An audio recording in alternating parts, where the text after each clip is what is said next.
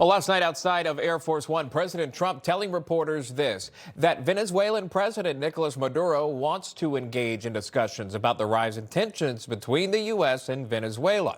President Trump then elaborated on the situation, adding these remarks.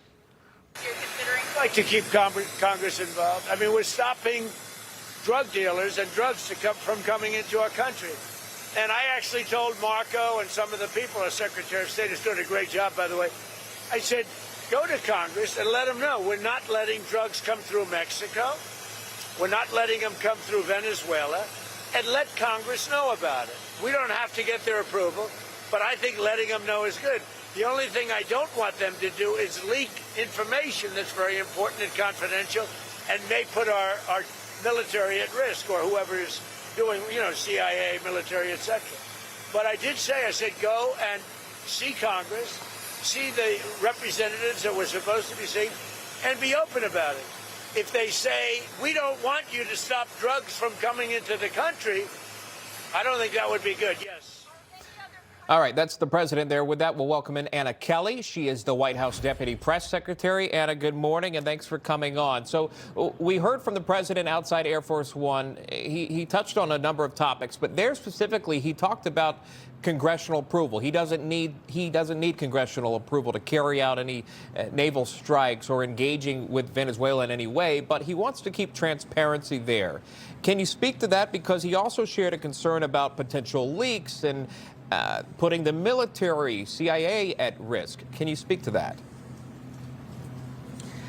Sure. Well, I'm sure your viewers know during the Democrat shutdown, one of the things that Democrats were doing to lie about their extended pain and suffering they were inflicting on the American people was complaining about transparency with regard to the president's strikes on narco-terrorists trying to smuggle drugs into our country. And the president's exactly right. As commander-in-chief of our country, he absolutely has the authority to stop narco-terrorists from trying to kill Americans with these illicit narcotics. But at the same time, he's led the way on making sure that we are extremely transparent with the Hill. And by the way, I'll add, I'm not sure what the Democrats were complaining about. We've now had well over a dozen bipartisan briefings on the Hill, making sure that we're keeping the Hill and elected officials there apprised of what we're doing on Venezuela and on these narco-terrorists. But again, the president will continue to take every possible step to stop the flood of illegal drugs into our country, which is exactly what he was elected to do. Which we're seeing some of the strikes carried out there. That was declassified, released as video for the American people to see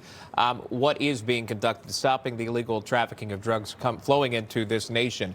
I wanted to get your thoughts on Senator Chris Murphy of Connecticut, because he addressed Venezuela. And I'm sure there in your press office, you monitor the Sunday shows, as we do as well. Senator Murphy spoke about this and essentially said this, I'm paraphrasing, but he said Venezuela is a distraction from affordability and the Epstein files. Does the White House have a stance on that?